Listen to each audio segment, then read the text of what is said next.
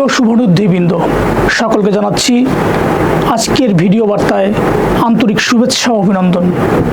পিছনের ব্যাকগ্রাউন্ডটা দেখেই কিন্তু আজকে একটা বিষয় অনুধাবন করতে পারছেন বা বোঝা যাচ্ছে যে পুরনো দিনের কিছু স্মৃতি আপনাদের চোখে ভেসে উঠবে। যারা স্বপ্ন দেখতেন সুন্দর এই দেশ, সুন্দর এই সমাজ, সুন্দর এই বাংলাদেশ, আগামীর বাংলাদেশ বা সবার আগে আমাদের বাংলাদেশ, দেশের মানুষের সব প্রফেশনকে একসাথে নিয়ে কাজ করা, দৃঢ়ভাবে প্রত্যয় নিয়ে এগিয়ে যাওয়া।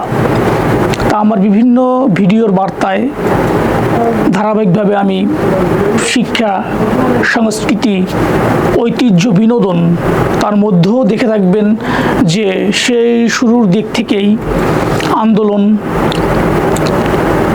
চাকরি বার্তা, দ্রব্যমূল্য নিয়ে, চিকিৎসা নিয়ে, সচেতনামূলক ধর্মীয় বার্তা, চিকিৎসা বার্তা এবং বিভিন্ন বিনোদন বার্তা তো বললাম। তার মধ্যে উল্লেখযোগ্য খেলাধুলা বিষয়ে যে ধরনের ভিডিও আপনাদের মধ্যে উপস্থাপন করি তার ধারাবাহিকতায় যে যারা বিভিন্ন মাধ্যম থেকে যারা কলম যোদ্ধা, সংবাদপত্রে যারা কাজ করে, মিডিয়া যারা কাজ করে, যারা আমরা ভিডিও মাধ্যমে আমরা যারা কন্টেন্ট ক্রিয়েট করি, ফেসবুকের মাধ্যমে বিভিন্ন আলোড়ন সৃষ্টি করি, তাদের অবদান কিন্তু অস্বীকার করার কিছু নেই, এখানে নতুন করে জাহিরও করার কিছু নেই।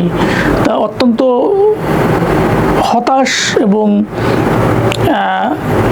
কাকতালীয়ভাবে না, উদ্বেগভাবেই বলা যায় যে বাংলাদেশের প্রেক্ষাপটে আমরা এটা চাইনি কখনো যে একটা সমাজের শিক্ষিত জনরা তাদের মেধার মূল্যায়ন হবে না, তারা মেধাবিহীনভাবে তাদের সরকারি চাকরি বা বিভিন্ন প্রতিষ্ঠানেই তারা তাদের সুযোগ হারাবে। এটা আমাদের জন্য অনেক উদ্বেগের, ভাবনার। কেননা দু একদিন আগেই বিভিন্ন মাধ্যমে অনলাইন অফলাইন সরগম হয়েছে যে কিছু সংখ্যক নামে উল্লেখ করেছে যে আবেদন করেননি এবং পরীক্ষাও বসেননি 42 সংখ্যক সরকারি চাকরিজীবীদের চাকরি হয়ে গেছে।